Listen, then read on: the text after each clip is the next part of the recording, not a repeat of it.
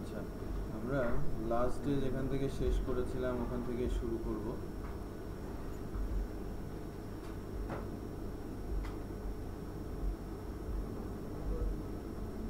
Day 2 এর কোডগুলো আমি day 3 নামে একটা ফোল্ডার করে নিচ্ছি।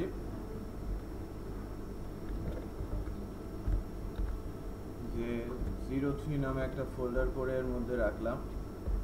আমরা লাস্ট ডেতে যে স্ট্রাকচারটা দেখেছিলাম, ওকে, টেবিলের স্ট্রাকচারটা দেখেছিলাম। আজকে কন্টেন্ট নিয়ে আলোচনা শুরু করব।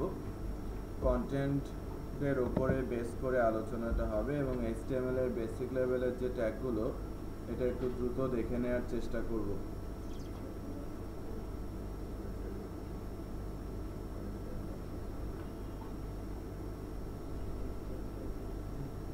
তো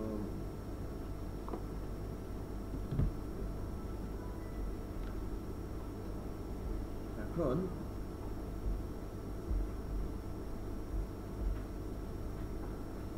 ব্লগ ব্যাস 09 আমি বলছি এটাকে। আমাদের প্রজেক্টের নাম কি ছিল? Basis PSP batch 10। তো ডে 3 এর মধ্যে আমরা কোডগুলো লিখব। আমি গতদিন যেভাবে বলেছিলাম কিছু ট্যাগ নিয়ে আলোচনা করব, এই ট্যাগগুলো একটু সিরিয়ালি নিয়ে আসার চেষ্টা করব। আমরা কন্টেন্টের ওপরে প্রথমে আলোচনাটা রাখব। ওকে, কন্টেন্ট, এই যে লেফট কন্টেন্ট রাইট ছিল না, এই জায়গাগুলোতে কিছু টেক্সট বা আউটপুট আনার চেষ্টা করব এই জায়গাটা। ইনফ্যাক্ট তো আমি কোনো একটা ওয়েবসাইট থেকে কিছু code text, dummy text copy করার চেষ্টা করব। তো আইটি ট্রেনিং, লাইক এটা কি অবস্থায় আছে একটু দেখি। এটা প্যারাগ্রাফ, তাই না? উপরে হচ্ছে তার হেডার, নিচেও তাই, একটা প্যারাগ্রাফ তার হেডার। সো প্রত্যেকটা প্যারাগ্রাফের উপরে একটা একটা করে ছোট হেডার দেওয়া আছে, তাই না? তো হেডার দেওয়ার জন্য HTML এ 6টা ট্যাগ আছে, H1 থেকে শুরু করে H6। তো সেদিকে আমরা একটু সেই ট্যাগগুলো একটু দেখার চেষ্টা করি। আমি প্রথমে এটাকে H1 ট্যাগের মধ্যে রাখছি।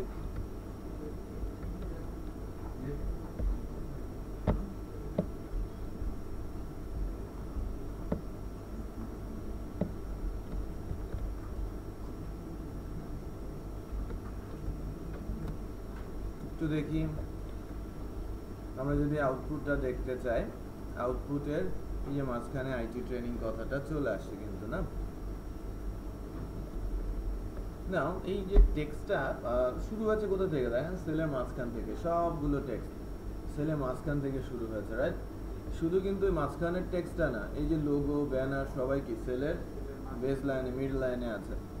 তো এখন এই টেক্সটটাকে যদি একদম উপর থেকে দেখতে চাই আমি, হ্যাঁ, উপর থেকে দেখতে চাই, তো সেক্ষেত্রে আমার এখানে দিতে হবে টিডি আর align. Align actually text align, text align, এটা হবে ভার্টিক্যাল অ্যালাইন, ভি অ্যালাইন, এবং ভ্যালু যখন আমি দিব top. Okay, vertical align top, তখন একটু দেখবেন আমার টেক্সটটা উপরে চলে আসে। এটা টেবিলের একটা অ্যাট্রিবিউট। টেবিলের সেলের মধ্যে যদি কোনো ডাটা সেলের মিড পজিশন থেকে উপরের দিকে নিতে চাই বা যে কোনো জায়গা থেকে প্রথম দিক থেকে শুরু করতে চাই, তো অ্যাট্রিবিউটের নাম হচ্ছে vertical align, V align R value top.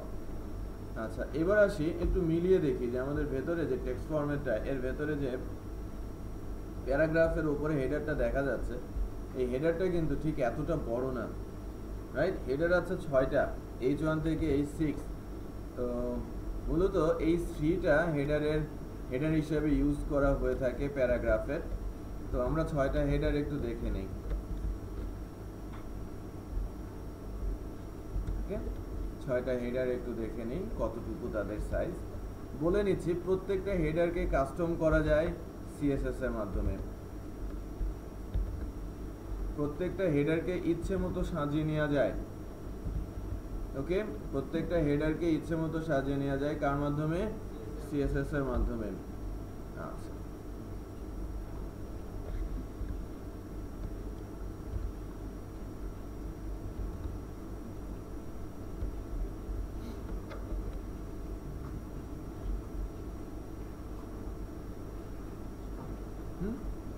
IT training করে সবগুলো আসছে, এটা সবচেয়ে বড় আর এটা সবচেয়ে ছোট, এই 6টা সবচেয়ে ছোট।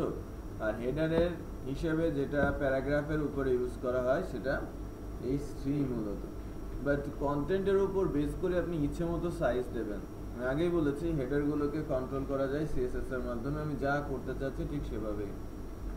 আচ্ছা, তো আমি তাহলে হেডারের 6টা ট্যাগ দেখলাম, রাইট? কি করে? বোল্ড করে টেক্সটগুলোকে, একটু বড় করে, তাই না? বোল্ড করে এবং বড় করে। আচ্ছা,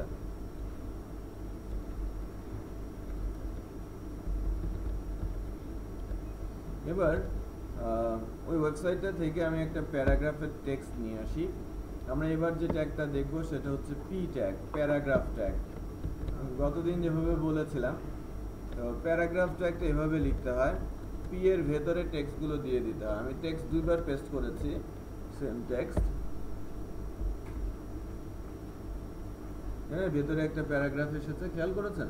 কারণ প্যারাগ্রাফ হয়েছে কিনা সেটা কিন্তু বোঝা যাচ্ছে না।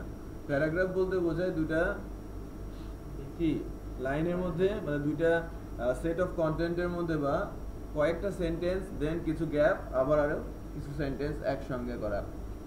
তো আমি যদি আরো কিছু টেক্সট কপি করে নিয়ে আসি, যে লাইক অনলাইন ট্রেনিং এর এই সেকশনটায় একটু প্যারাগ্রাফ হবে আর একটা প্যারা হবে, মানে হেডার হবে আর একটা প্যারাগ্রাফ হবে।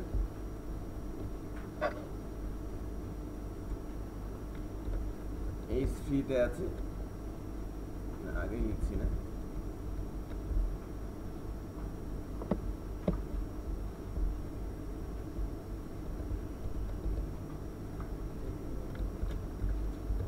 H3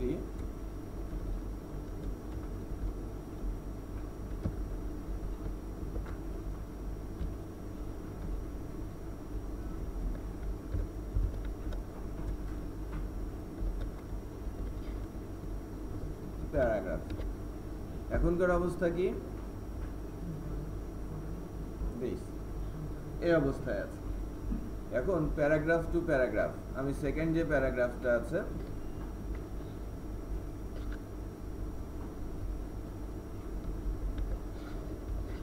এটা কপি করে জাস্ট ইমিডিয়েটলি তার নিচে যদি আরেকবার পেস্ট করে দেই, একটু খেয়াল করবেন, এই যে দুটো প্যারাগ্রাফ সার্টেন ডিস্টেন্সে আছে, তাই না? এটা প্যারা তৈরি করেছে। বাট এখানে যে টেক্সটগুলো আসে, একটা কাজ করি, আমার টেবিলের হাইটটা একটু বাড়িয়ে নিই, কারণ কন্টেন্ট তো অনেক আসবে।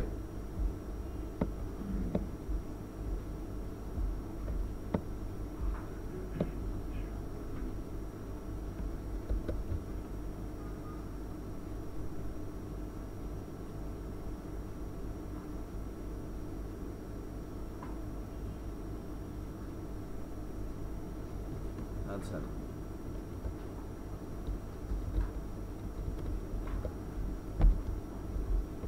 জায়গায় এসেছে।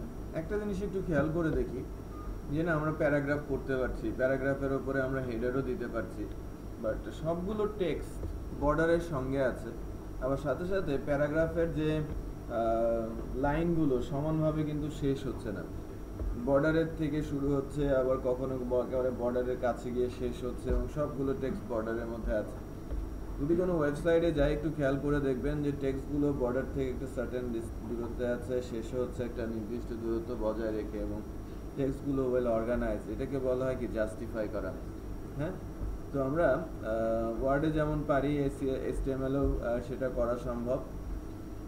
যদি আমরা CSS শিখি বা যখন আমরা CSS শিখব, তখন একটা নির্দিষ্ট সেলের মধ্যে এই ধরনের কাজ করা সম্ভব, যে সেল থেকে নির্দিষ্ট দূরত্বে টেক্সটগুলো শুরু হবে এবং নির্দিষ্ট দূরত্বে টেক্সট শেষ হয়ে যাবে। এটাকে বলা হয় প্যাডিং করা, সেল থেকে নির্দিষ্ট পরিমাণ জায়গা আনইউজড করে ফেলা, এটাকে বলা হয় কি প্যাডিং। বাট আমি যখন HTML এর টেবিলে আছি, তখন কিন্তু একটা নির্দিষ্ট ট্যাগের ওপরে বা নির্দিষ্ট সেলের মধ্যে আমি প্যাডিং দিতে পারবো না।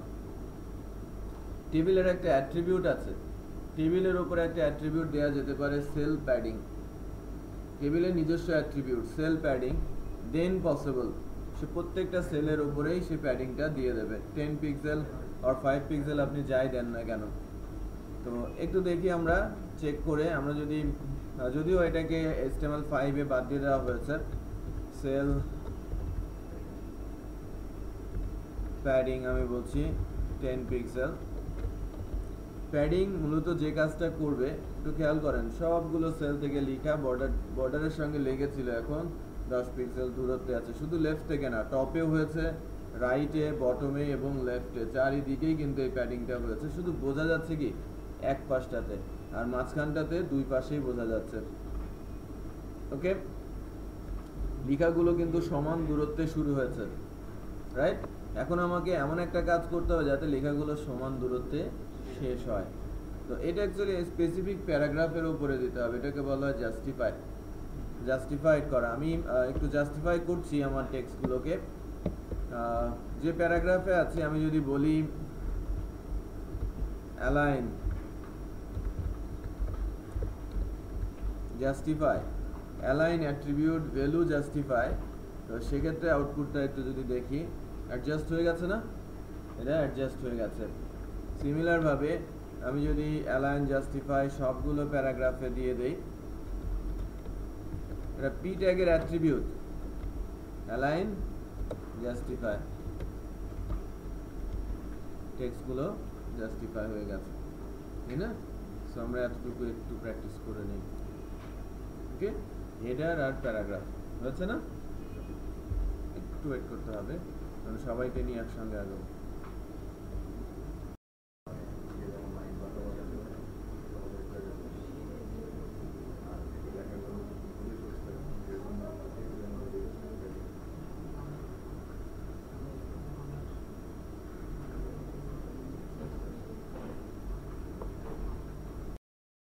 ভিডিওটা নিয়ে নেবেন, হ্যাঁ, প্রবলেমটা সলভ করে নেবেন। না, আরো কিছু ছোট ট্যাগ নিয়ে আলোচনা করব এখন। বোল্ড ট্যাগ, বোল্ডের দুইটা ট্যাগ বলেছিলাম গতদিন, বি আর স্ট্রং, রাইট? সেটা ইউজ করার চেষ্টা করছি। লাইক যতটুকুকে আমি বি ট্যাগের মধ্যে রাখবো আমার টেক্সটের যতটুকু অংশকে, আমি বলছি যে তালা training is Bangladesh leading IT training provider, এই অংশটুকু বোল্ড হয়েছে ওই প্যারাগ্রাফে, রাইট? বি ট্যাগ আমি বোল্ড করছি। আরো একটা ট্যাগ আছে বোল্ড করার জন্য, স্ট্রং ট্যাগ।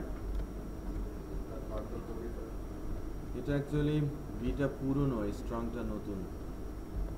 ওকে, ডিফারেন্স হচ্ছে শুধু ভার্সনে, এছাড়া আউটপুট ফিচারে কোনো পার্থক্য নেই। কিছু জিনিস আছে এর অ্যাট্রিবিউটে, রাইট? অ্যাট্রিবিউট এবং জাভাস্ক্রিপ্টের ইউজে, ওটা ইন্টারনাল।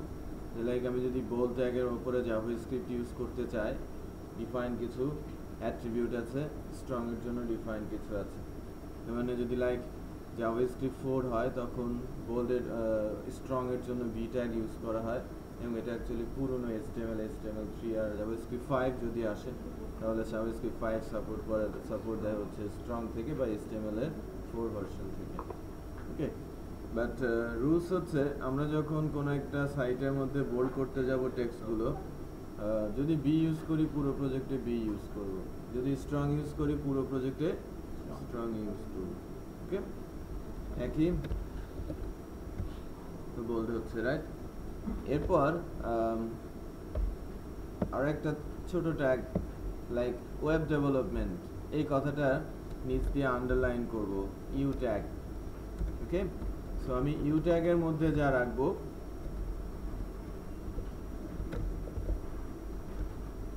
সেটা আন্ডারলাইন হয়ে যাবে। তো বোল্ড হলে টেক্সটগুলো একটু কি মোটা হয়ে যাচ্ছে না, ব্ল্যাক হয়ে যাচ্ছে, বেশি মোটা হয়ে যাচ্ছে বোল্ড, আর রেজুলেশনটা বেড়ে যাচ্ছে। আর ইউ হচ্ছে আন্ডারলাইন। এরপরে আমি আসি একটা ইটালিক আই ট্যাগ নিয়ে, যে লাইক আমি যদি আই ট্যাগ, আই এর মধ্যে কোনো টেক্সট রাখি আই ট্যাগের মধ্যে, তাহলে সেটা কি হয়ে যাবে, ইটালিক ফরম্যাটে চলে যাবে, রাইট? তাই সিমিলার ইএম ওই বি আর স্ট্রং এর মধ্যেই, শুধু ভার্সনের ডিফারেন্স। ইএম ট্যাগ, ইএম এর মধ্যে আমি যতটুকু রাখবো ঠিক ততটুকু অংশ ইটালিক হয়ে যাবে। লাইক এটা ইটালিক ফরম্যাটে মনে হচ্ছে না? আমি যদি একটা পুরো প্যারাগ্রাফকেই বলি লাইক ইএম, ইএম এর মধ্যে যাদের রাখবো পুরোটাই কি হয়ে যাবে, ইটালিক হয়ে যাবে, তাই না? আমার দুইটা হেডারই ইটালিক আছে এবং নিচেরটা ইটালিক। তো আই দিয়ে করা, উপরেরটা দুটা, নিচেরটা ইএম দিয়ে করা। আচ্ছা একই, হ্যাঁ। তো 5টা ট্যাগ, বোল্ড, স্ট্রং, আন্ডারলাইন আর ইটালিক ট্যাগ।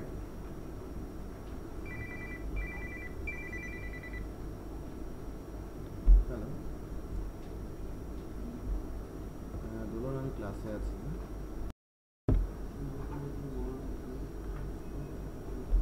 আচ্ছা, এবার এই যে সিএমএস, এটাকে বলা হচ্ছে কি সিএমএস, তাই না? Content management system. এটা শর্ট ফর্ম, এর অ্যাব্রিভিয়েশন দরকার। আমরা ওয়ার্ডেও কি অ্যাব্রিভিয়েশন দিতে পারি না? কার্সর নিলে টিপ চলে আসে, ঠিক তেমন ওয়েবেও আছে। তো যে ট্যাগটা লাইক এই যে সিএমএস, এখানে যদি আমি এটাকে এ বি বি আর ট্যাগের মধ্যে রাখি, অ্যাব্রিভিয়েশন বলা হচ্ছে এবিবিআর। আর এখান থেকে শুধু এবিবিআর এর মধ্যে রাখলে কিন্তু হবে না, হ্যাঁ, কোনো কিছুই হচ্ছে না। বাট আমি যদি অ্যাব্রিভিয়েশনের একটা টাইটেল সেট করে দেই, টাইটেল, এবং টাইটেলের মধ্যে তার অ্যাব্রিভিয়েশনটা বলে দিতে হবে, কন্টেন্ট ম্যানেজমেন্ট সিস্টেম। এবার দেখেন একটা ডটেড লাইন চলে আসছে, আর কার্সর নিলে একটা টিপ আসছে, কন্টেন্ট ম্যানেজমেন্ট সিস্টেম। তো এবিবিআর ট্যাগ হচ্ছে অ্যাব্রিভিয়েশন ট্যাগ। এরপর আমরা আরেকটা ছোট ট্যাগ দেখি। এই ছোট ছোট ট্যাগ লিখলেই কিন্তু হয়ে যাবে। এরপর আমি আরেকটা ছোট ট্যাগ দেখানোর চেষ্টা করছি, যে লাইক আমাদের যে লাস্ট প্যারাগ্রাফটা আছে, এখানে 2টা লাইন, প্রবাবলি, হ্যাঁ 2টা লাইন। তো লাস্ট প্যারাগ্রাফের ফ্রম পর্যন্ত, লাইক আমি এটাকে রাখছি বিগ ট্যাগের আন্ডারে।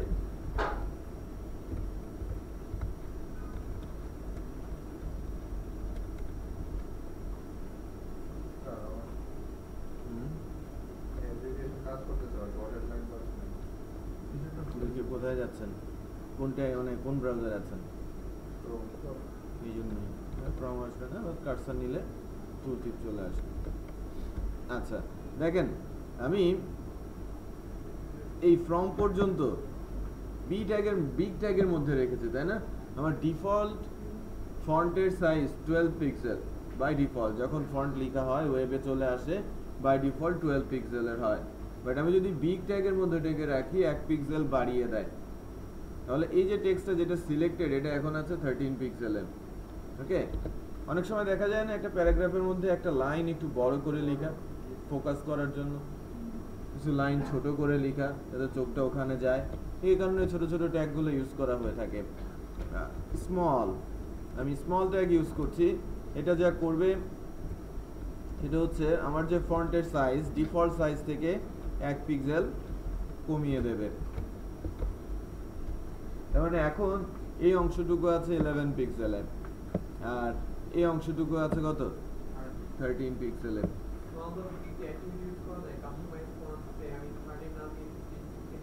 হ্যাঁ, আপনি পুরো কন্ট্রোল করতে পারেন সিএসএস দিয়ে। না, সাইজের কোনো অ্যাট্রিবিউট হয় না, সাইজ দিতে হয় থ্রু সিএসএস। ডিফল্ট সাইজ আছে, কারণ সাইজের অ্যাট্রিবিউট আপনি স্টাইল নামে একটা অ্যাট্রিবিউট আছে, যার ভ্যালু কি প্রপার্টি, এটা সিএসএসই। ওকে, স্টাইল যে অ্যাট্রিবিউটটা আছে তার ভ্যালু কি এক একটা করে সিএসএস প্রপার্টি। আর এই আমি যদি স্টাইল অ্যাট্রিবিউটটা ইউজ করি, তাহলে এটাকে বলা হবে কি ইনলাইন সিএসএস, যেটা একেবারেই অ্যালাউড না। ওকে, আপনি যখন প্রোগ্রামিংয়ে যাচ্ছেন, সফটওয়্যার ডেভেলপমেন্টে, তখন ইনলাইন সিএসএস কে অ্যালাউ করাই হয় না। স্টাইল যে অ্যাট্রিবিউটটা আছে আমি কিন্তু বলি নাই, বলেছি, মুখে বলছি, ইউজ করবো না কখনো। ওকে, ইভেন একটা ফাইলের মধ্যে যে ক্লাস লেখাটা, যেটা হয়তো আমরা প্রথমের দিকে কিছুটা প্র্যাকটিস করবো, একটা HTML ফাইলের মধ্যে CSS এর ক্লাস লেখা হয় এবং সেটা ইউজ করা হয়। এটাও সফটওয়্যার ডেভেলপমেন্টে যখন আপনি সফটওয়্যার ফার্মে যাবেন, তখন এই ধরনের কোড আপনাকে অ্যালাউ করবে না। সবই হবে কি CSS ফাইলের থ্রুতে। হ্যাঁ, সিএসএস, সিএসএস যখন করব দেখব। আচ্ছা, তাহলে কয়েকটা ট্যাগ দেখলাম, কি কি দেখলাম? আচ্ছা আচ্ছা, গুড। তাহলে আরেকটা ট্যাগ একটু দেখে নেই চট করে, আরো 2-3টা ট্যাগ। আরো একটা প্যারা নিচ্ছি, আমি বলছি a plus B whole square, whole square তো হলো না, হ্যাঁ 2 দিচ্ছি, আউটপুট যেটা দেখাবে দেখেন মাল্টিপ্লাই হিসেবে আসবে, তাই না? আমি যদি এটাকে পাওয়ারে নিতে চাই, পাওয়ারে নিতে হলে সুপার এসইউপি ট্যাগের মধ্যে আপনি রেখে দেবেন যাকে আপনি পাওয়ার করতে চাচ্ছেন, সুপারে চলে যাচ্ছে, রাইট? আবার যখন আমি আবার লিখছি যে লগ 10 বেস 2, ম্যাথের সময় লিখতে হয় না লগ 10 বেস 2, এরকম আসে তো, বেস বেস আমি বোঝানোর চেষ্টা করছি, তো বেজের জন্য সাব, সুপার আর সাব,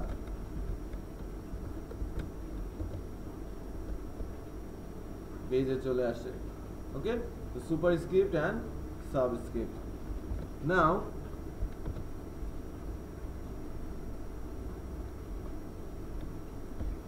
এখানে দেখেন দুজনকে যদি আমি নিচে দেখাতে চাই পরপর লাইনে, বিআর, এটাকে বলা হচ্ছে লাইন ব্রেক ট্যাগ, নিচে চলে আসলো, রাইট? বিআর দিয়ে লাইন ব্রেক হয়। আর আবার যদি আমি এখানে লিখি এইচআর, এটাকে বলা হয় হরাইজন্টাল লাইন ট্যাগ, দুজনের মাঝখান দিয়ে একটা হরাইজন্টাল লাইন চলে আসছে, তাই না? তো আরো 4টা ট্যাগ দেখলাম কিভাবে পাওয়ার করা যায়, সুপার স্ক্রিপ্ট, বেস করা যায় সাব স্ক্রিপ্ট, আর লাইন ব্রেক বিআর, আর একটা হচ্ছে কি horizontal line HR, okay? So এখন যেটা প্র্যাকটিস করতে হবে সেটা হচ্ছে bold tag, italic tag, underline, abbreviation, big, small, super, sub, BR, HR, okay? 5 minutes time.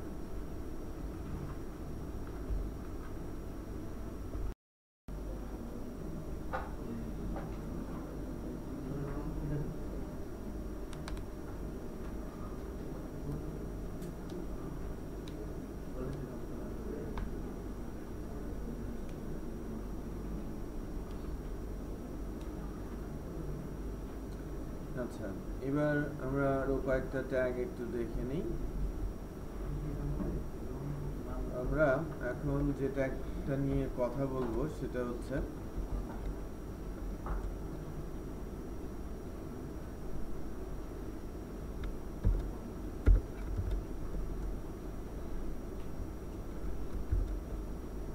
দেখেন অ্যান্ড যদি দেই, অনেক এগুলোকে বলা হচ্ছে কিওয়ার্ড, অ্যান্ড কিওয়ার্ড। আমাদের ওয়েব পেজগুলোতে অনেক ধরনের সিম্বল দেখা যায়, ম্যাথমেটিক্যাল ইকুয়েশন দেখা যায়, ম্যাক্সিমামই কি ইমেজ আকারে, বাট কেউ যদি আমাকে বলে যে না ইমেজ না, স্টুডেন্ট এটা কপিও করতে পারবে, তাহলে ওই ম্যাথমেটিক্যাল যে সলিউশনটা এটা আমাকে HTML দিয়ে লিখতে হবে, যেটা লেখাটা অনেক জটিল, তারপরেও কি লেখা সম্ভব এই সিম্বল কিওয়ার্ডগুলো ইউজ করে, ওকে? তো মানে আপনি যত ধরনের সিম্বল আছে ফিজিক্স, কেমিস্ট্রি এবং ম্যাথে সবই এখানে পাবেন, শুধু ওই সিম্বলের নাম জানতে হবে, ওকে? এখানে প্রায় 400-500 মতো সিম্বল আছে। লাইক আমি যদি $GT লিখি, এটাকে বলা হচ্ছে গ্রেটার দেন, ওকে? এই যে গ্রেটার দেন চলে আসছে না, ক্যাপিটাল জিটি লিখলে double greater than, right arrow বলা হচ্ছে, রাইট অ্যারো। তো এরপরে $LT লেস দেন, তাই না? আমি যদি বলি আলফা আসছে, আলফা কয়েক ধরনের আলফা আছে, ডেল্টা, রাইট, পাই, সিম্বলগুলো আমি বলছি সবই আছে, শুধু তার নাম জানতে হবে আমার, $& দিয়ে নাম দিলেই কিন্তু চলে আসবে, ওকে? সো আমরা একটু জেনে রাখবো এবং কিছুটা প্র্যাকটিস করব, রাইট? ছোট্ট একটা ইকুয়েশন, লাইক এক লাইনের একটা ইকুয়েশন, অনলাইন থেকে জাস্ট একটা কেমিস্ট্রি ইকুয়েশন নেন এবং এটা এক্সিকিউট করেন, একটা ছোট্ট ইকুয়েশন, 1 লাইন ইকুয়েশন অনলি, এটা আমি কিওয়ার্ডগুলো ইউজ করতে পারি। আর আমরা যখন কিওয়ার্ড জেনেছি তাহলে আমি আরেকটা এক্সাম্পল চাইতে পারি আউটপুট আকারে। আমি যদি দেখতে চাই, আমি আউটপুটই দেখবো এরকম।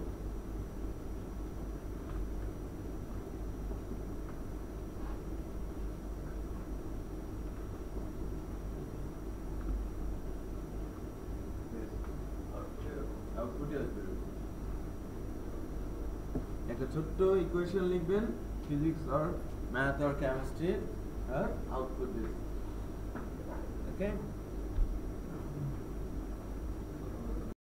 এরপরে আমরা যেটা একটা দেখার চেষ্টা করব সেটা হচ্ছে listing, order listing, unorder listing, right?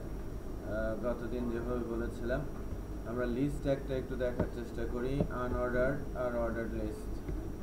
CSS এর মাধ্যমে অনেক ধরনের লিস্টিং করা যায়, লিস্টের আগে অনেক ধরনের সিম্বলই বসানো যায়, বাট এইচটিএমএল দিয়ে দুই ধরনের লিস্টিং পসিবল, একটা হচ্ছে অর্ডার লিস্ট আর একটা হচ্ছে আনঅর্ডার লিস্ট।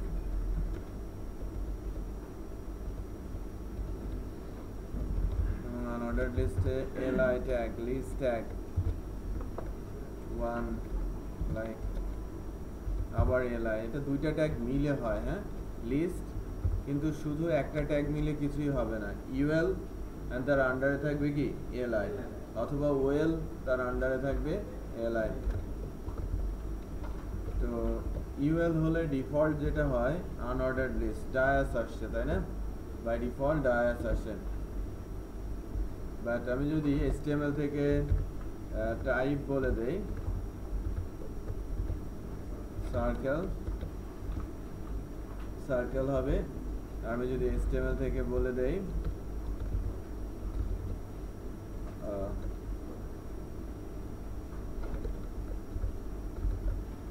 স্কোয়ার, স্কোয়ার হবে। হ্যাঁ, তাহলে ডিফল্ট ডায়াস যদি কোনো ভ্যালু দিতে হয় লাইক সার্কেল, তাহলে আমি টাইপ লিখবো সার্কেল, স্কোয়ার চাইলে টাইপ লিখবো স্কোয়ার।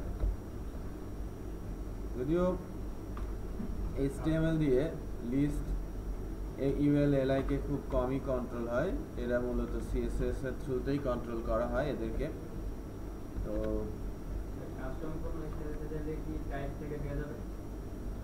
আমি কাস্টম বলতে সিএসএস দিয়ে আপনি তার ভিতরে ব্রেন দিয়ে দেবেন। হ্যাঁ, নতুন টাইপ, সিএসএস এর একটা প্রপার্টি আছে লিস্ট স্টাইল টাইপ, অনেক টাইপ ওখানে আছে, ওটা জাস্ট এখানে দিয়ে দিতে হবে।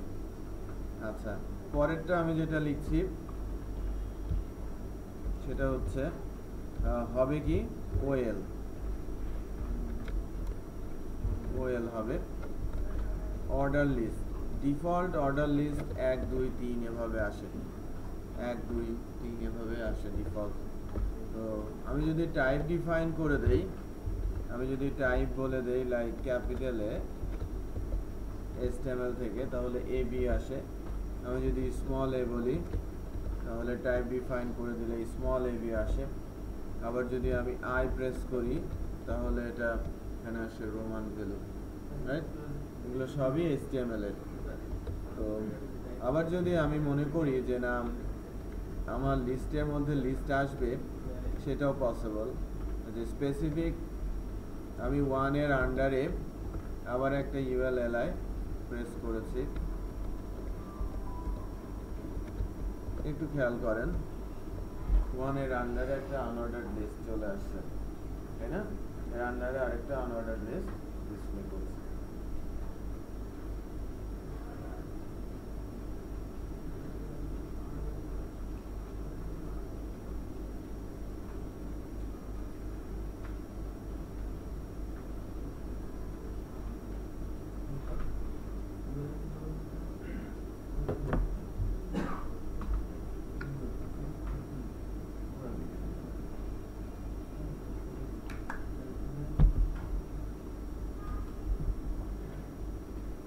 আছে না?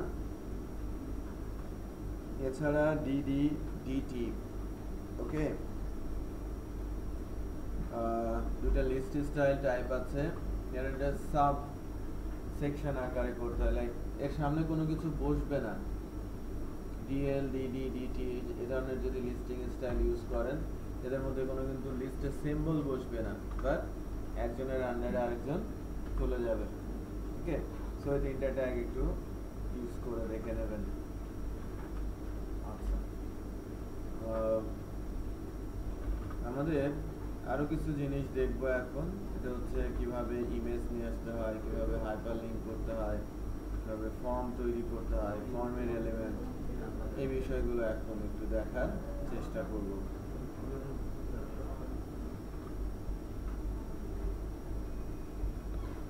যদি কন্টেন্টের ইস্যুগুলো আমরা জেনে থাকি তাহলে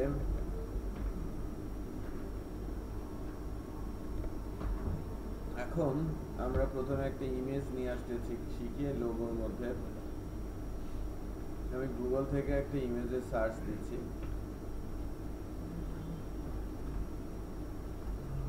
ইন্টারনেট তো পাচ্ছি না।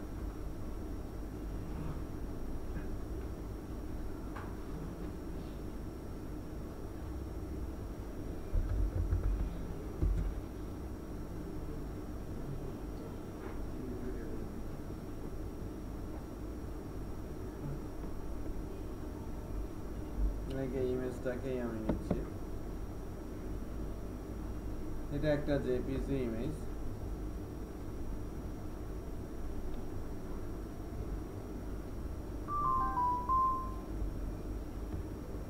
ডে 3 তে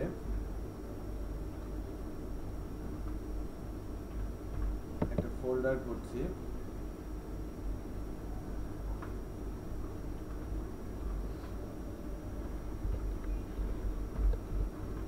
ইমেজেস, এর মধ্যে আমি ফাইলটা রেখে দিচ্ছি লোগো নামে। ফাইলটা কিন্তু জেপিজি টাইপের। আমি একটা ইমেজ জাস্ট ডাউনলোড করে নিলাম, ছোট্ট একটা লোগো ইমেজ ডাউনলোড করে নিয়েছি।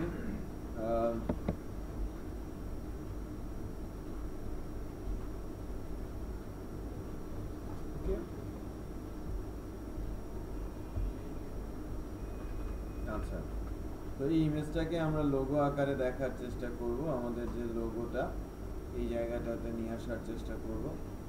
আর এখানে আরেকটা যে জিনিস আমরা একটু দেখে নেই, ডে 3 এর মধ্যে ইমেজেস ফোল্ডারে আমরা যে লোগোটা নিয়ে আসি এটার সাইজ কতটুকু।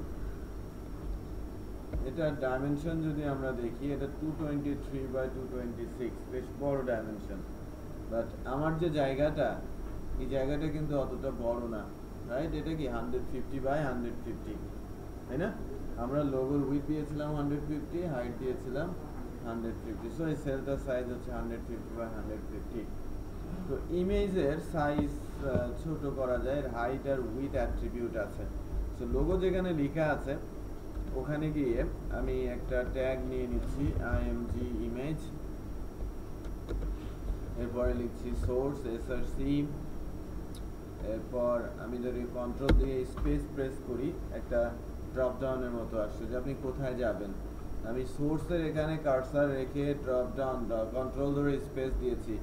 এরপর আমি যাচ্ছি ইমেজেস ফোল্ডারে, আবার কন্ট্রোল ধরে স্পেস দিচ্ছি, আমি সিলেক্ট করছি আমার লোগো ইমেজটাকে। ওকে, এরপর আমি উইডথ দিয়ে দিচ্ছি। উইডথ আমি বলছি 150 পিক্সেল, আর পিক্সেল বলবো না, এখানে মেনশন করার দরকার নেই, প্রয়োজন পড়ে না। আর হাইট আমি বলছি 115। তাহলে দেখবেন যেন এখানে কিন্তু উইডথ আর হাইটের কোনো HTML এরর নেই, খেয়াল করেছেন? কারণ এখানে হাইটটা অ্যালাউড। এবার রিলোড দেই, আমার লোগো ইমেজটা চলে আসে, তাই না? তাহলে ইমেজ ট্যাগ সোর্সে বলে দিতে হবে ইমেজটা কোথায় আছে। আমি গুগল থেকে ইমেজটা ওই একই ফোল্ডার ডে 3 ফোল্ডারের মধ্যে একটা ইমেজেস ফোল্ডার করেছি, এর ভেতরে ইমেজটা রেখে দিয়েছি। যে কোনো নামেই রাখতে পারেন, যে কোনো এক্সটেনশনের ইমেজ, জাস্ট পাথটা সোর্স দিয়ে দেখিয়ে দেবেন। তাহলে যেখানে দেখাবেন, যে জায়গায় কোডটা লিখবেন ওখানে ইমেজটা এসে ডিসপ্লে করবে। তো লোগোতে একটা আর ব্যানারে একটা, ব্যানারের জন্য একটা ব্যানার ইমেজ আর লোগোর জন্য একটা স্কোয়ার ইমেজ খুঁজে নিয়ে আপনাদের ডিজাইনের উপর একটু বসিয়ে দেন। ঠিক আছে, দুটো ইমেজ বসে।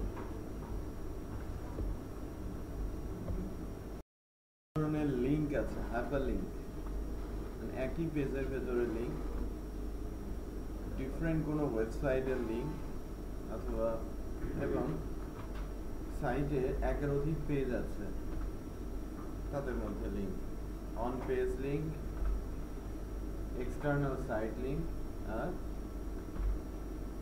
On site link. On page একই পেজের ভেতরে হাইপার লিঙ্ক করা, উপর থেকে নিচে অথবা নিচ থেকে উপরে। কেন বিশাল বড় পেজ, আমি একদম নিচে গিয়ে টপে বললে টপে চলে যাবে, রাইট? অথবা আমি টপ থেকে বটমে আসতে যাচ্ছি, বটমে চলে যাব। ডিফারেন্ট কোনো ওয়েবসাইটের লিঙ্ক দেওয়া থাকবে আমার সাইটের কন্টেন্টের মধ্যে। আবার আমার মেনুতে আমার ভিন্ন ভিন্ন পেজ আছে, তাদের সঙ্গে হাইপার লিঙ্ক করবো। এই তিনটা বিষয় একটু আমরা দেখে নিব।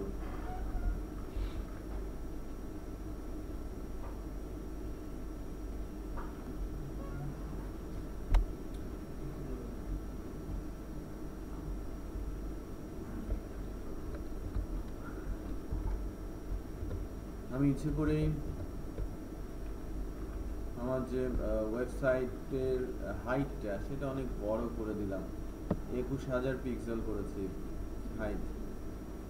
বড় একটা পেজ হয়েছে, তাই না? তো আমি স্ক্রল করতে করতে নিচে আসছে, স্ক্রল তোলাটা আবার কঠিন, উপরে যাওয়াটা বেশ কঠিন ব্যাপার না? অনেক সময় কঠিন। স্ক্রল করেন, 21,000 করেছি আমি, 21,000। হ্যাঁ, এখানে লেখা আছে দেখেন 21,900, মানে 22,000-এর কাছাকাছি পিক্সেল। বড় করে দেন, আমি পেজটা বড় চাচ্ছি। হ্যাঁ, হাইটটা বেশ বড় করে দিয়েছি। এখন আমি লিঙ্কটা করব, লিঙ্ক করব বটম থেকে। দেখবেন ফুটার যে লোকেশনটা আছে এখান থেকে আমি হাইপার লিঙ্ক করার চেষ্টা করব। ফুটারের টেক্সটটা তুলে দিয়ে এখানে আমি অ্যাঙ্কর ট্যাগ নিয়ে আসি, এ ট্যাগ, এটাকে বলা হয় হাইপার লিঙ্ক ট্যাগ বা অ্যাঙ্কর ট্যাগ। তার ভেতরে যেটা দিতে হয় সেটা হচ্ছে অ্যাঙ্কর টেক্সট, যেটা ডিসপ্লে করবে টপ, এটা এই কথাটা ডিসপ্লে করবে। আর এটা ক্লিকেবল হবে, ক্লিক করলে আমি যেখানে যেতে চাচ্ছি সেখানেই চলে যাব। তো ক্লিকেবল করার জন্য এর ভেতরে একটা অ্যাট্রিবিউট লাগবে, href, হাইপারলিংক রেফারেন্স, href। আর এখানে এসে যেটা করতে হবে সেটা হচ্ছে হাইপারলিংক রেফারেন্সের মধ্যে আমি কোথায় যাব সেটা মেনশন করা। তো href এর যদি আমি সেম পেজে থাকতে চাই দিতে হয় কি হ্যাশ। সেম পেজের জন্য প্রথমে দিতে হবে হ্যাশ। কোথায় যেতে চাচ্ছি সেটা বলে দিতে হবে, কোথায় যাব আমি এই পেজের মধ্যে কিভাবে আইডেন্টিফাই করব নিজেকে যে আমি কোথায় যাব।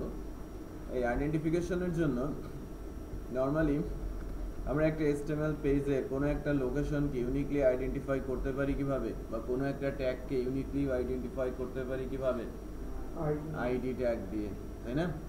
আইডি অ্যাট্রিবিউট ইউজ করে। তো আমি লোগোতে এসে এই যে সেলটা, এখানে তো লোগো ছিল, তাই না? তো সবার উপরে আছে না লেফট টপে, তো এর একটা আইডি দিয়ে দিচ্ছি লাইক লোগো। যে কোনো কিছুই দেওয়া যেতে পারে, বাট একটা মিনিংফুল আইডি এখানে দিতে হবে। এরপর আমি হ্যাশ যেখানে লিখলাম, হ্যাশের পরে আমাকে লিখতে হবে ওই আইডিটার নাম। সবার উপরে যিনি আছেন তার একটা আইডি ডিফাইন করলাম এবং সেই আইডিটা আমি এখানে দিয়ে দিলাম। Hash same page. তো আমি একটু দেখি পেজটা যদি আমি রিলোড করি, দেখেন ওখানে আইডি দিয়েছি, ওই লোগো টিডির মধ্যে একটা আইডি সেট করে দিয়েছি, আইডি। তো এখানে এসে এই যে হ্যাশ লোগো বলছি না, তো ফুটারে দেখেন একটা ক্লিকেবল টপ লিঙ্ক চলে আসছে। আমি যখনই ক্লিক করব উপরে চলে আসছে, আমার এটা কিন্তু অনেক উপরে চলে আসছে, তাই না? তো এই যে নিচে নিয়ে যাচ্ছি, আমি টপে ক্লিক করছি, টপে চলে বোঝা যাচ্ছে? আচ্ছা, এর চেয়েও কিন্তু পেজ অনেক বড় বড় হয়, আমরা দেখেছেন না এর চেয়ে বড় পেজ?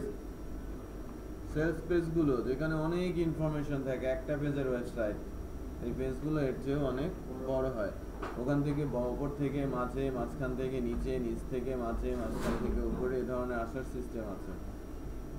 ওকে, তো আমরা সেম পেজে লিংক করা দেখলাম।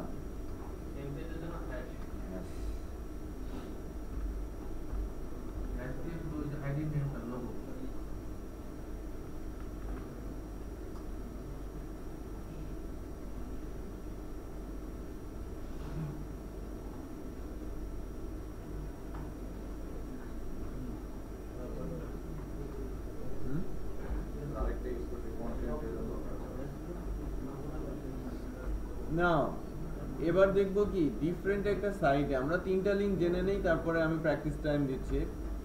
তিনটা লিঙ্ক আমরা একটু শিখে নেই। এবারকার লিঙ্কটা হচ্ছে এক্সটার্নাল সাইট লিঙ্ক।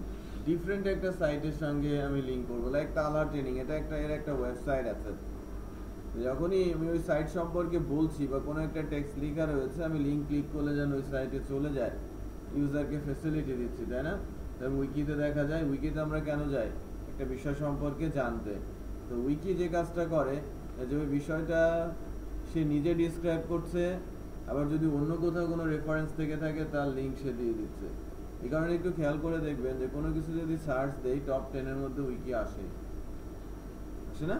কোনো একটা পার্টিকুলার টপিক দিয়ে যদি আমি সার্চ দিই, তো শেখার জন্য খুব ভালো একটা জায়গা। তো আমি তালহা ট্রেনিং এর এটাকে একটা ক্লিকেবল লিঙ্ক করছি এবং ওখানে ক্লিক করলে যেন ওই ওয়েবসাইটে চলে যায় সেই ব্যবস্থা করে দিব। আর তো এখানেও এটাকে ইউজ করতে হবে সব সময়, কি ক্লিকের জন্য অ্যাঙ্কর ট্যাগই, বাট ভ্যালু ডিফারেন্ট হবে। তো এর হাইপারলিঙ্ক রেফারেন্স কি হবে? আমি যেখানে যাচ্ছি সেটা একটা ওয়েবসাইট, আর ওয়েবসাইট রান করে হাইপারটেক্সট ট্রান্সফার প্রোটোকলে, HTTP ছাড়া কি ওয়েবসাইট আসে? লাইভ সাইট আসে না। তো প্রথমে আমাকে HTTP বসাতে হবে, এটা রুলস। প্রথমে HTTP বসাতে হবে, তারপরে ডোমেইন নেম www, এটা ম্যান্ডেটরি না, দিলেও চলে না দিলেও চলে।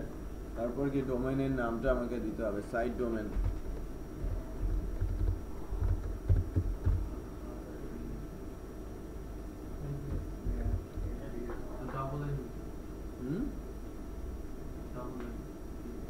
ডাবল আই হয়েছে, একটাই মুছে দিই। তাহলে কি হলো, talhatraining.com এ চলে যাবে।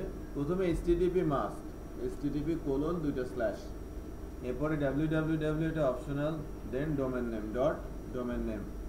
তো এবার যদি আমি লোড দেই,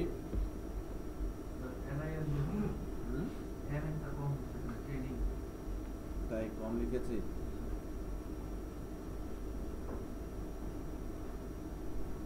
আচ্ছা, আইটা যেটা দিয়েছিলাম ঠিকই ছিল, বাট ডিফারেন্ট লোকেশনে পড়েছিল।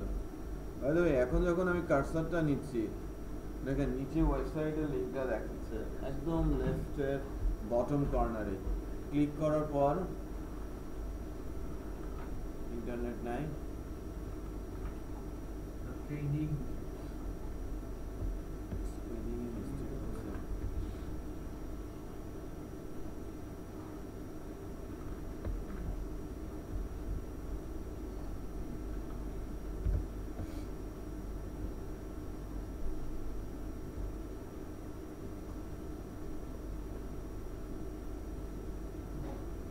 ওয়েবসাইটটা চলে আসছে, তাই না? ক্লিক করার পর, বাট এটা আমার জন্য ক্ষতিকর, তাই না? আমার সাইট থেকে চট করে ডিফারেন্ট একটা সাইটে চলে আসলো, আমার সাইটটা কিন্তু আর ইউজার পাবে না, ওই সাইটেই সে হয়তো ভিজিট করবে। আমি যদি নতুন একটা ট্যাবে দিয়ে দিতে চাই, target underscore blank, target underscore blank, আমি যদি আবার ক্লিক করি, নতুন একটা ট্যাব খুলছে, তাই না? আমারটা কিন্তু আছেই, আমার পেজটা আছে না? এর আগের বার কি হয়েছিল, আমার পেজটার উপরেই কি নতুন সাইট চলে আসছিল। এখন আমি টার্গেট ব্ল্যাঙ্ক দেওয়াতে ক্লিক করলে নতুন একটা উইন্ডোতে, নতুন একটা ট্যাবে বলবো, নতুন একটা ট্যাবে ওই সাইটটা খুলে গেল। বুঝতে পারছি? এক্সটার্নাল সাইট লিঙ্ক আমরা দেখলাম। এবার আমাদের সাইটে একের অধিক পেজ, ইন্টারনাল সাইট লিঙ্ক। আমাদের সাইটের মধ্যেই অনেকগুলো পেজ, লাইক আমি এটা করতে পারি না এই পেজটাকে সেভ এস করে আরো 10টা পেজ। নরমালি সাইটগুলো কি ডিফারেন্ট ডিজাইনের হয়, প্রত্যেকটা পেজ কি অলমোস্ট সেম হয়, চেঞ্জ হয় কি কন্টেন্টটা, তাই না? কখনো কখনো আমার কন্টেন্টের এই অংশগুলোও চেঞ্জ হয়, এরকম না যে অলওয়েজ কন্টেন্টই চেঞ্জ হবে, লেফট বার রাইট বারও চেঞ্জ হয় অনেক সময় অনেক ওয়েবসাইটে, বাট এই যে লোগো, ব্যানার, মেনু, ফুটার অলমোস্ট কিন্তু সেম থাকে। তো আমি 2টা পেজ তৈরি করে নিচ্ছি। আমি ইন্ডেক্স পেজটাকে হোম বলেছিলাম, আমি অ্যাবাউট আস নামে আরেকটা পেজ তৈরি করে নিচ্ছি, সেভ অ্যাজ করে নিচ্ছি। হ্যাঁ,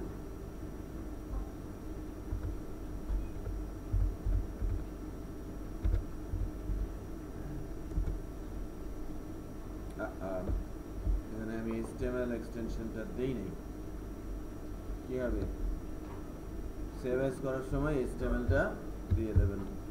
ওকে, আমি এটাকে আবার এটা সিলেক্ট করার পর F2 দিলে কিন্তু সে আবার এডিট করতে দেবে। সো আমি এটাকে HTML ফরম্যাটে নিয়ে নিয়েছি। বাই দ্য ওয়ে, আমার HTML এর এই ফাইলটা যেহেতু আমার অ্যাবাউট আস, টাইটেল কি হবে,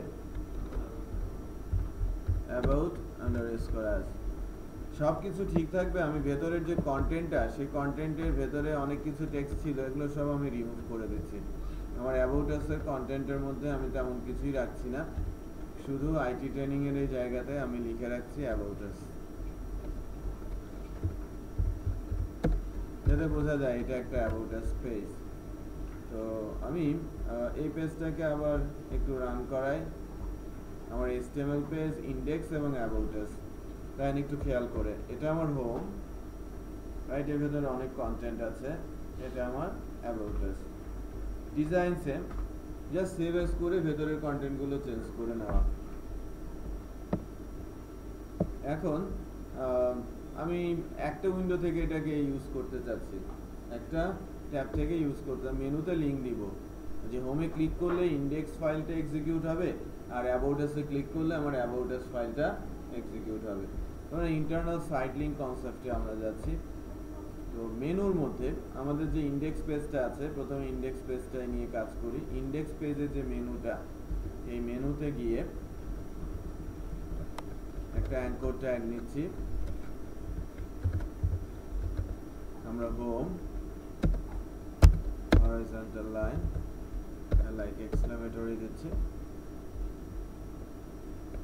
তারপরে আবার একটা এই ট্যাগ দিচ্ছি, এখানে বলছি অ্যাবাউট আন্ডারস্কোর আস। তাহলে ইন্ডেক্সটাতে একটু গিয়ে দেখি, এখানে দুইটা পেজ বসিয়েছি, হোম আর অ্যাবাউট আস, বাট এটা কিন্তু ক্লিকেবল না। ক্লিকেবল হওয়ার জন্য কি বসাতে হয়, রেফারেন্স, হাইপারলিঙ্ক রেফারেন্স, href। তো হাইপারলিঙ্ক রেফারেন্সে আমি হোমে ক্লিক করলে কোথায় যাব, কোন ফাইলটা এক্সিকিউট হবে, ইন্ডেক্স। আর অ্যাবাউট আস, এটা হাইপারলিঙ্ক রেফারেন্স href। এখানে যদি আমি কন্ট্রোল স্পেস দেই, এবার কখন যাব, কোথায় যাব, অ্যাবাউট আস, তাই না? তো হোমে ক্লিক করলে index.html এ যাব, অ্যাবাউট আস এ ক্লিক করলে aboutus.html এ যাব। তো এটা আমি শুধু index.html এ লিখেছি, এটা কি আমি aboutus.html এ লিখেছি, নো। তো আমরা যদি এখন দেখি, এটা লোড দিলে কিন্তু লিংক হয়ে গেছে, আমি হোমে ক্লিক করছি, হোমে আছি, হোমে ক্লিক করছি, হোমে আছি, বাট অ্যাবাউট আস-এ যখন ক্লিক করছি তখন অ্যাবাউট আস-এ চলে আসি, বাট অ্যাবাউট আস-এ তো এখন আমি লিংক তৈরি করি নাই। ওকে, তো অ্যাবাউট আস-এর লিংক আমি তৈরি করব, এটা অ্যাকচুয়ালি এখান থেকে কপি করে দিলেই হবে, একই তো। এই অংশটা যদি আমি মেনু লিংক তৈরি করি সবগুলো পেজের জন্য, এরপর এটা প্রত্যেকটা ডিজাইন পেজের মেনুর মধ্যে গিয়ে পেস্ট করে দিলেই কাজ করবে, সবার জন্য সব পেজ সেম হিসেবেই কাজ করবে। এখানেও চলে আসলাম, অ্যাবাউট আস-এ ক্লিক করলে অ্যাবাউট আস-এ থাকবে, হোমে ক্লিক করলে, আমি ইন্টারনাল সাইট লিংক তৈরি করতে পারছি। তাহলে আপনার এই তিনটা বিষয় একটু প্র্যাকটিস করতে হবে এখন, অন পেজ, এক্সটার্নাল আর অন সাইট। আপনারা এক্সট্রা আরেকটা পেজ তৈরি করবেন, লাইক গ্যালারি।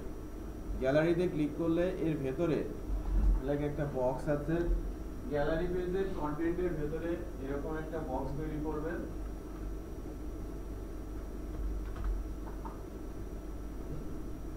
ইমেজ দিয়ে দেবেন। মানে থার্ড পেজ, আমার তো দুইটা পেজের সঙ্গে লিংক করেছে, আপনাদের তিনটে পেজ হবে। 3 নম্বর পেজটা হচ্ছে গ্যালারি, ওর উপর ক্লিক করলে ভেতরে 4টা ইমেজ ডিসপ্লে করবে। আর এক্সটার্নাল আর অন পেজ সিম্পল।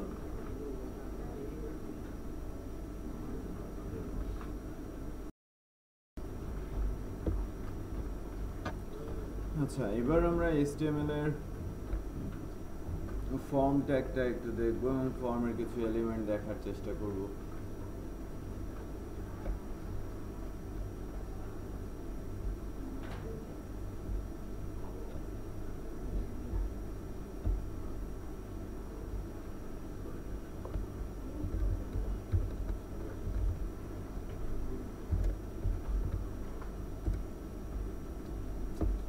আমি ভুল করেছি,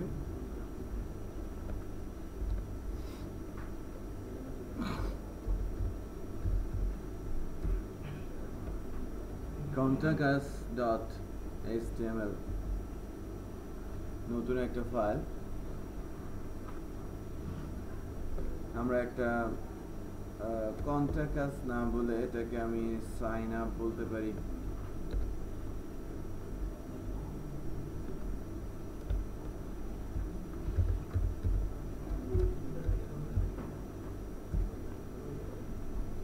signup.html ফাইল তো এটাকে আগে সবগুলো ফাইলের সঙ্গে লিংক করে নিই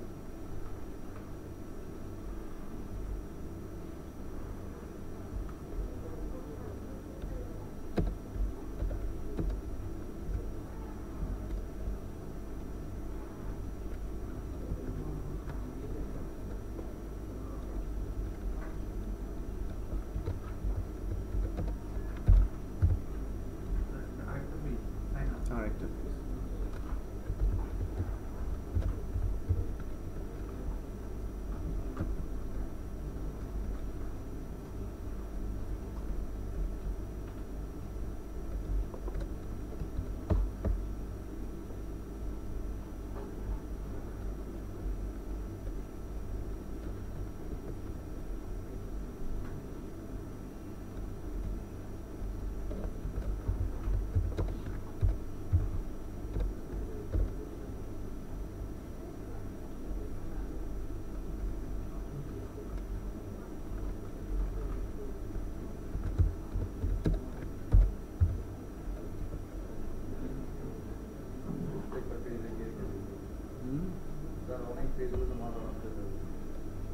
অনেক পেজ হবে না আমরা স্ট্যাটিকে আছি না যখন ডাইনামিকে চলে যাব মাস্টার পেজ হবে একটাই পেজ থাকবে মেইন পেজ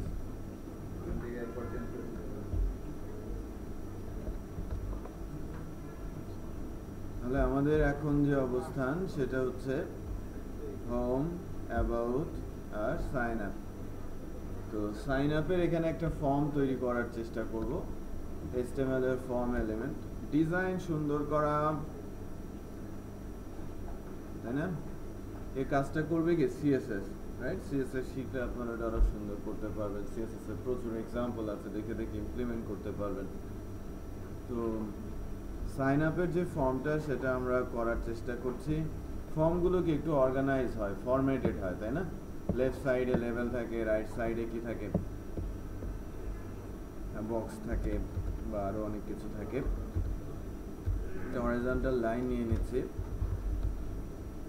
ফর্ম এটা হচ্ছে অত্যন্ত ইম্পর্টেন্ট একটা HTML এর ট্যাগ যার মাধ্যমে ক্লায়েন্টের ডাটা সার্ভারে নেওয়া হয় যখন অনেক ডাটার কথা আসে তখন এটা ছাড়া কোনো বিকল্প নেই সো ক্লায়েন্টের ডাটা সার্ভারে নেওয়ার জন্য যে কয়েকটা প্রসেস আছে এর মধ্যে ফর্ম একটা এবং অন্যতম ম্যাক্সিমাম ডাটা ক্লায়েন্ট থেকে সার্ভারে যায় HTML ফর্মের হেল্প নিয়ে আরেকটা অপশন আছে লিংকের মাধ্যমে লিংক ক্লিক করার মাধ্যমে বা URL এর থ্রুতে ডাটা পাঠানো ওখানে খুব কম ডাটা পাঠানো যায় আমরা যে রেজিস্ট্রেশন করি আমরা কমেন্টস লিখি আমরা ব্লগ লিখি বড় বড় টেক্সট দেই না এখানে যেটা ইউজ করা হয় সেটা হচ্ছে HTML ফর্ম ট্যাগ আর ডাটা কিছু পাঠানো হয় হাইপারলিংক ক্লিক করার মাধ্যমে এটা URL এর মাধ্যমে আর কিছু ডাটা জাভাস্ক্রিপ্ট এর থ্রুতে URL এর মাধ্যমে সার্ভারের কাছে পাঠানো যায় তিনটা পদ্ধতি ক্লায়েন্টের ডাটা সার্ভারে কিভাবে যাবে ম্যাক্সিমাম ডাটা যাবে ফর্ম ট্যাগের মাধ্যমে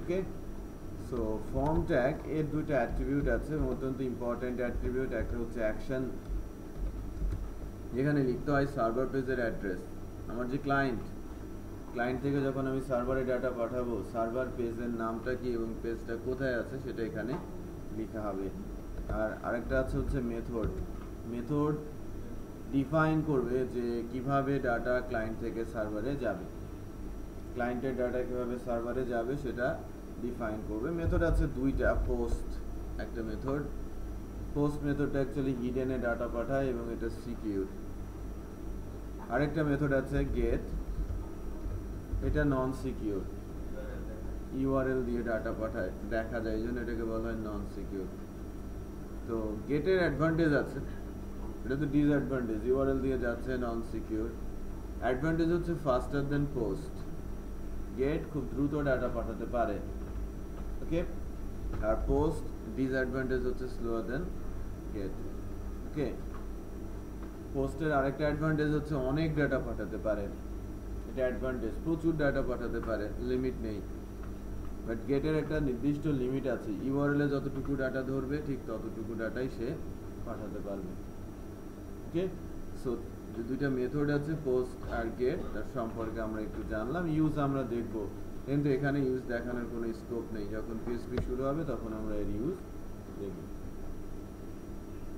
আচ্ছা,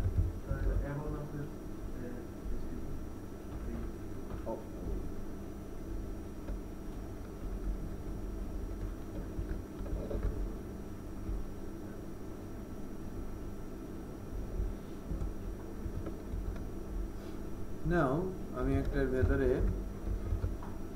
টেবিল নিয়ে নিচ্ছি,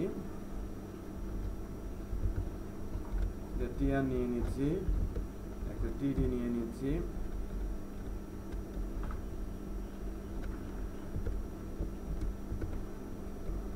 প্রথমটাতে আমি বলছি বি ট্যাগ দিয়ে নেম,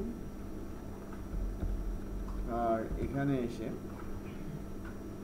এলিমেন্ট বলবো লাইক ইনপুট। ফর্মের এলিমেন্টগুলোর জন্য সবচেয়ে বড় বা সবচেয়ে বেশি সাপোর্ট যে ট্যাগটা দেয় সেটা হচ্ছে ইনপুট ট্যাগ।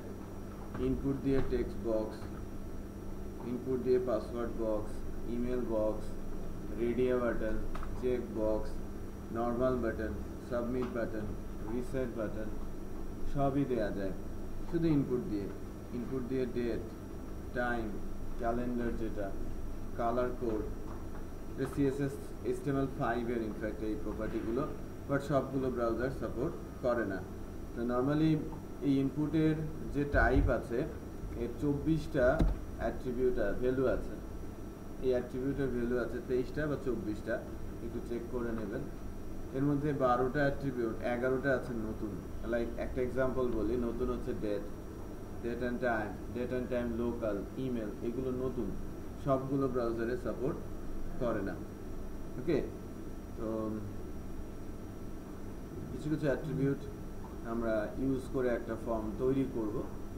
তো ইনপুটের টাইপ যখন আমি লিখছি টেক্সট, প্রত্যেকটা এলিমেন্টের HTML ফর্মে এলিমেন্টের নাম মেনশন করাটা ম্যান্ডেটরি। ম্যান্ডেটরি রুলস না, এটা স্ট্যান্ডার্ড রুলস। হ্যাঁ, আমরা কখনোই কোনো যখন ফর্ম এলিমেন্ট তৈরি করব তার নাম দেয়া থেকে বিরত থাকবো না, নাম দিয়ে দিব এবং একটা মিনিংফুল নাম সেখানে আমরা দিব। এরপর সাইজ, লাইক আমি বলছি 40। সাইন আপ পেজটাতে যাই, আর সেটা একটা নেম, কিছু একটা লেখা যাচ্ছে, রাইট? টেক্সট বক্সের মধ্যে আমরা কিছু একটা লিখতে পারছি। এরপর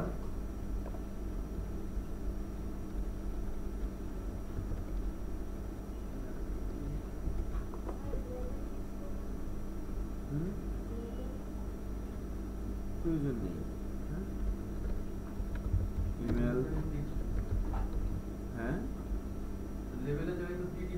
হ্যাঁ টিডি দিয়েছি, টিডি দিয়ে করছি। হ্যাঁ, টেক্সট, এটা কি হবে ইমেল। হ্যাঁ, ইমেলের জায়গায় ইমেল। পার্থক্যটা আমাদের তাহলে নেম কি হবে,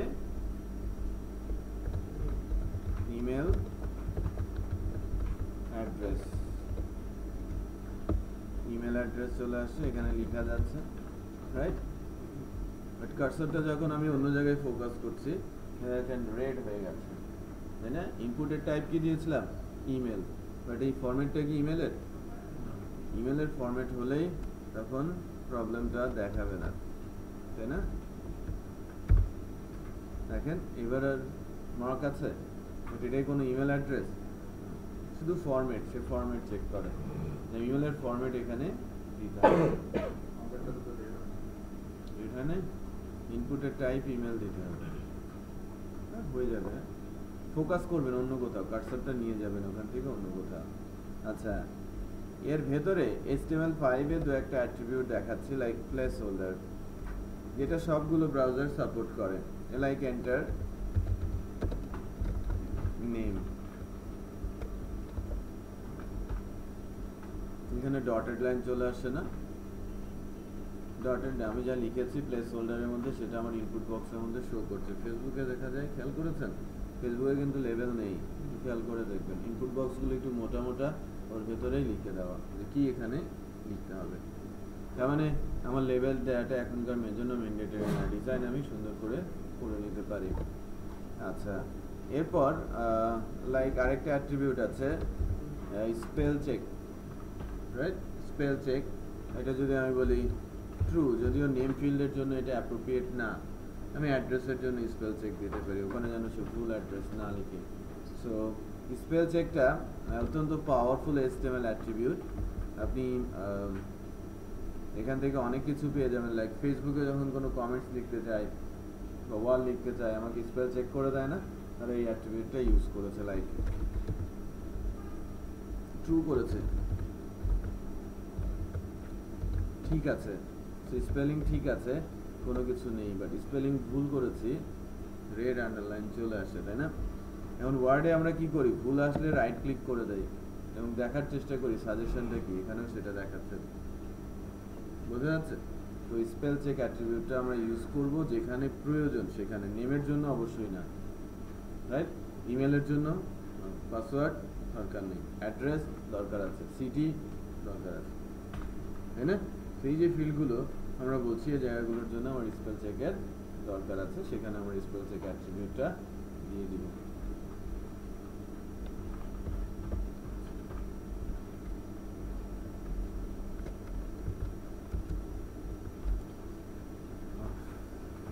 এবার আসি পাসওয়ার্ড ট্যাগটা নিয়ে।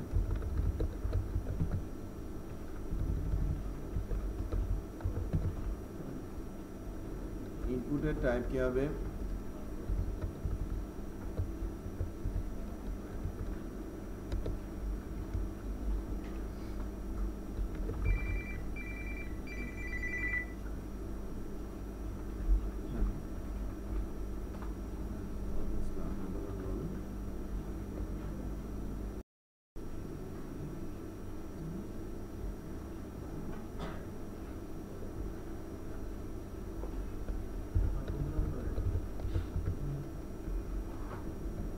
এবার যদি আমরা বলি মোবাইল নাম্বার,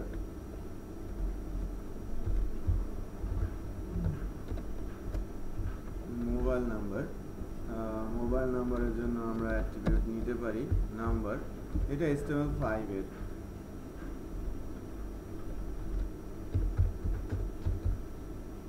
মোবাইল নাম্বারের জন্য সাইজটা অ্যালাউড নেই, সাইজটা অ্যালাউড অ্যাট্রিবিউট না, ওকে? বাট হ্যাঁ, আপনি দেখেন নাম্বার কিন্তু আসছে না, হ্যাঁ, কারণ এই ব্রাউজারটা সাপোর্টই করে না নাম্বার অ্যাট্রিবিউটটা। নাম্বার অ্যাট্রিবিউটটা সাপোর্ট করে ক্রোম ব্রাউজার।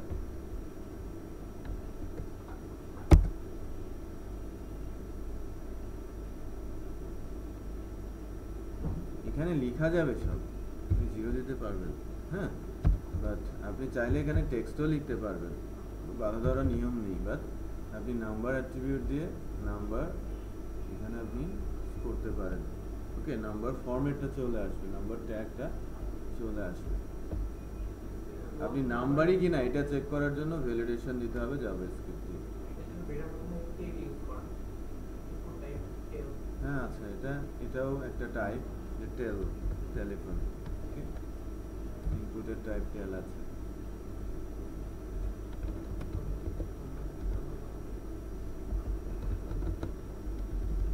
এটা ক্রমে নেই, ক্রমে সাপোর্ট করছে না। আপনি কিন্তু এখানে কোনো কিন্তু এরর, লাইক কোনো এরর শো করছে, দেখেন এখানে কিন্তু এরর শো করছে না, এখানে এররগুলো হ্যাঁ শো করছে না, বাট এখানে যান, এখানে এই টেলিফোন সাপোর্টই করে না, ওকে? মজিলা ব্রাউজার সাপোর্টই করে না, এই কারণেই প্রবলেমটা আর কি। যদি সাপোর্ট না করে, ঠিক আছে, এটা সাপোর্ট করছে, সো মেসেজ দিচ্ছে। সো বেশ কিছু প্রবলেম আছে, যে অ্যাট্রিবিউটগুলো বেশ পাওয়ারফুল, বাট সবগুলো ব্রাউজার সাপোর্ট না করার কারণে আমি ঠিকঠাক মতো এটাকে ইউজ করতে পারি না, রাইট? বা আমরা ইউজ করতে পারি না। তো ডেট দিয়েছি, এটা অত্যন্ত পাওয়ারফুল একটা অ্যাট্রিবিউট। এখন ক্যালেন্ডার ফর্মে চলে আসে, রাইট? এটা মজিলা পারে না, ক্রম তারপরে অপেরা এগুলো ব্রাউজার দেয়। তো এগুলো আস্তে আস্তে ম্যাচুরিটি পাবে, সবগুলো ব্রাউজার যখন সাপোর্ট করবে দেন আমরা তখন এটাকে ইউনিভার্সালি ইউজ করতে পারবো। আর রিয়েল ডাটা আসে কিনা এখনও এটাকে চেক করা হয় জাভা স্ক্রিপ্টের মাধ্যমে। ওকে, রিয়েল ডাটা দিচ্ছে কিনা, আমি নাম্বার চাচ্ছি যে নাম্বার দিচ্ছে কিনা, আমি মোবাইল নাম্বার চাচ্ছি মোবাইল নাম্বারের ফরম্যাট সে দিচ্ছে কিনা, নাকি অন্য কোনো কিছু, টেলিফোন নাম্বার চাচ্ছি টেলিফোন নম্বরের ফরম্যাট সে দিচ্ছে কিনা, এটা চেক করার জন্য জাভা স্ক্রিপ্ট আছে, যার হেল্প নিয়ে আমাদের ভ্যালিডেশন করতে হবে।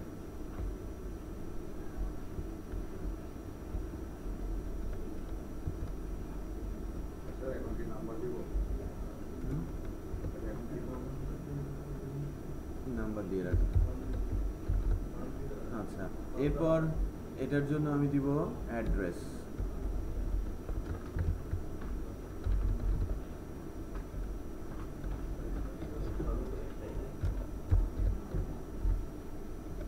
টেক্সট এরিয়া, এবং টেক্সট এরিয়ার জন্য আমি ইউজ করব টেক্সট এরিয়া যদি দেই, দেখেন ডিফল্ট টেক্সট এরিয়া দিলে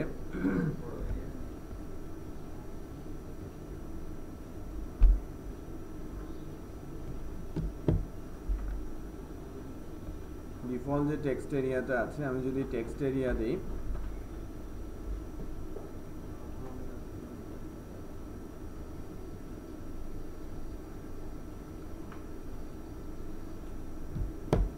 টেক্সট এরিয়া দিলে টেক্সট এরিয়া ফরম্যাট চলে আসে, তাই না? টেক্সট এরিয়া এখানে চলে আসে।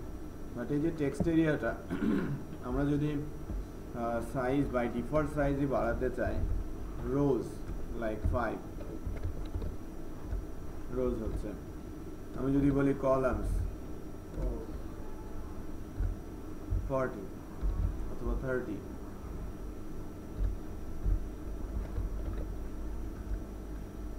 বড় ছোট হচ্ছে, হ্যাঁ, রোজ অ্যান্ড কলামস। টেক্সট এরিয়া আমরা দেখলাম। এবার আরো একটা বিষয় একটু দেখি, সেটা হচ্ছে লাইক কান্ট্রি। কান্ট্রিগুলো মূলত কিভাবে আসে? সিলেক্ট ট্যাগের মাধ্যমে ড্রপ ডাউন লিস্ট আকারে।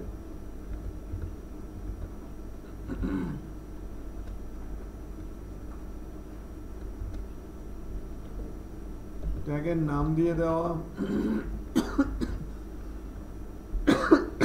রুলস আর কি, স্ট্যান্ডার্ড রুলস, নেম, কান্ট্রি। তো অপশন আকারে এখানে ভ্যালু দিতে হয়। অপশন আমি বলি সিলেক্ট কান্ট্রি, এসিটা একটু দিয়ে দেন, ভ্যালু দিতে হয়। হ্যাঁ, প্রত্যেকটা অপশনের ভ্যালু দিতে হয়। হ্যাঁ, যে ড্রপ ডাউনে আমাদের এটা চলে আসছে, একটা অপশন দিয়েছি, একটা অপশন আসছে, যত অপশন অ্যাড করব সাথে সাথে এটা বাড়তে থাকবে, লিস্টটা বাড়তে থাকবে।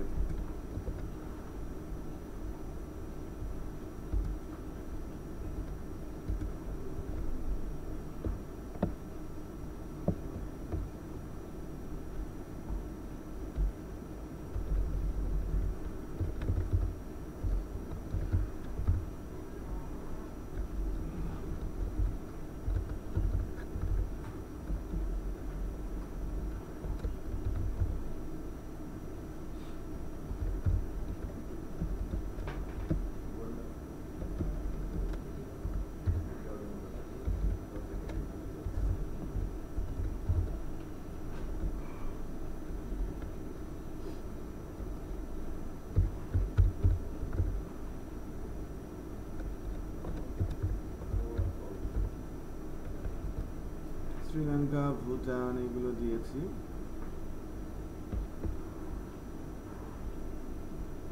আসছে, তাই না? এগুলো আসছে ড্রপ ডাউনে, আমি যাকে সিলেক্ট করব সেই সিলেক্টেড থাকবে। ড্রপ ডাউন থেকে যাকে আমি সিলেক্ট করে দিব সেই সিলেক্টেড অবস্থায় থাকবে।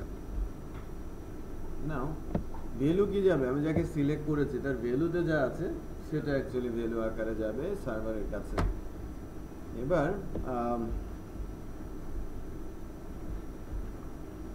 আরো ইম্পর্টেন্ট একটা অ্যাট্রিবিউট না একটা ট্যাগ দেখবো।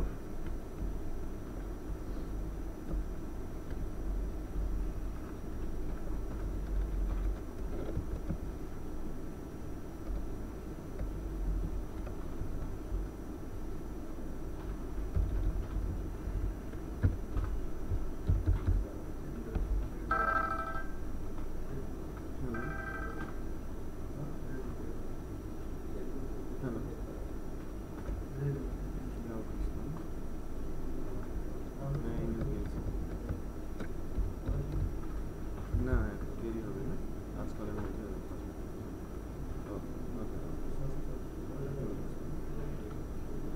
ইনপুটের টাইপ রেডিও। ওকে, এখানে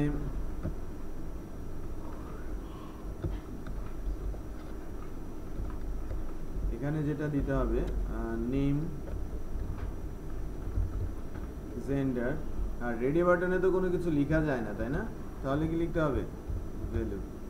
লাইক জেন্ডার হলে জেন্ডারে প্রথমে থাকবে মেল, আর লেফট সাইড ডিসপ্লেও করবে mail.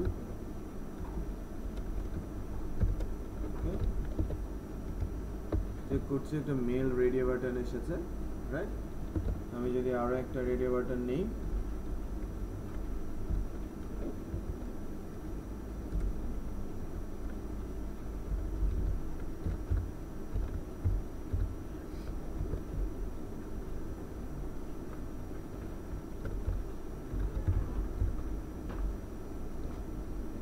Female.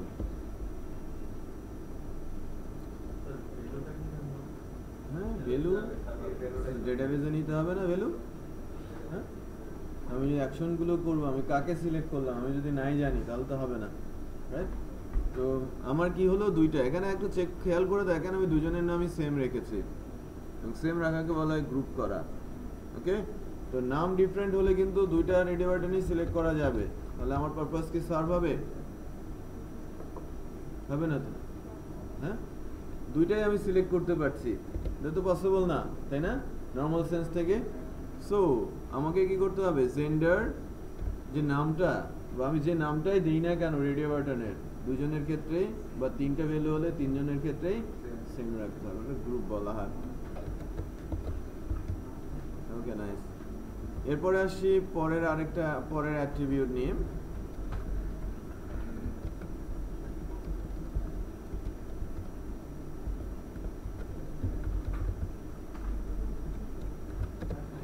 Like I agree.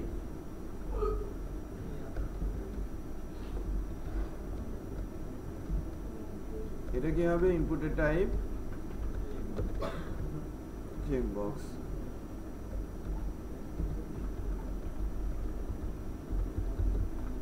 Agri এর ভ্যালু প্রয়োজন পড়ে না, ভ্যালু ট্রু ফলস যায়। আমি যদি এগ্রিমেন্ট দেই ট্রু আর ফলস, আর এগ্রিমেন্টের ভ্যালু তো ডেটাবেজে যায় না, যায় কি?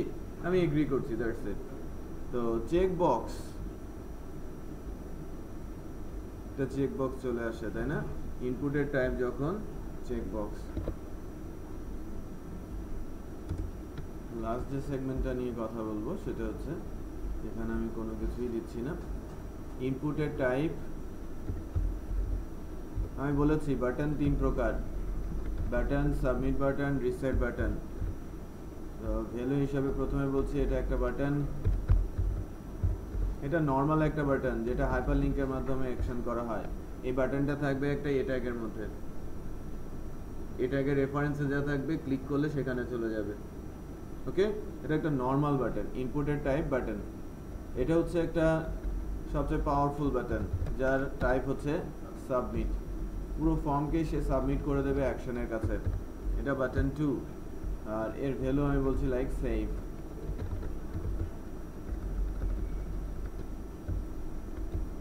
আরেক ধরনের বাটন আছে, আপনারা দেখেন রিসেট অর ক্লিয়ার, দেখেন না, রিসেট অর ক্লিয়ার, ফর্মের এলিমেন্টগুলো ক্লিয়ার করে দেয়।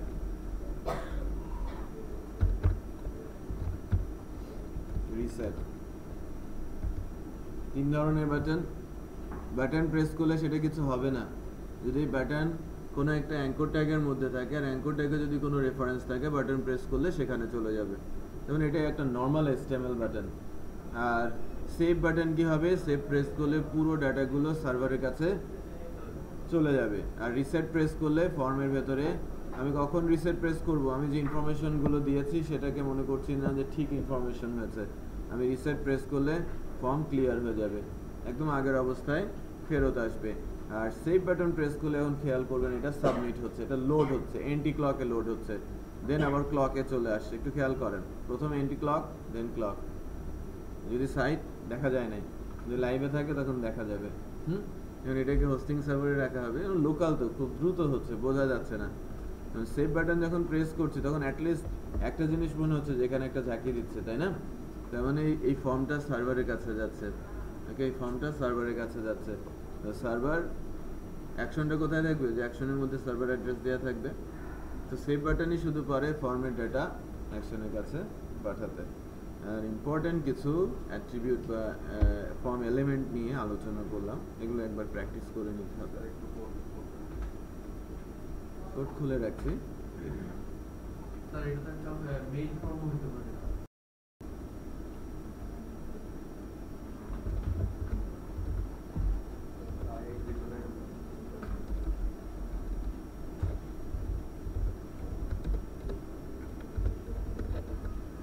প্রোফাইল ইমেজ ইনপুটের টাইপ দিতে হয় কি ফাইল।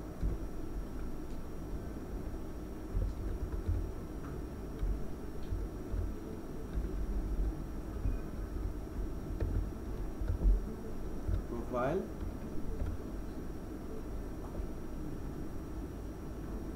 ব্রাউজ বাটন চলে আসছে না, সবই দেয়া যায় এখানে, সবই আনা সম্ভব।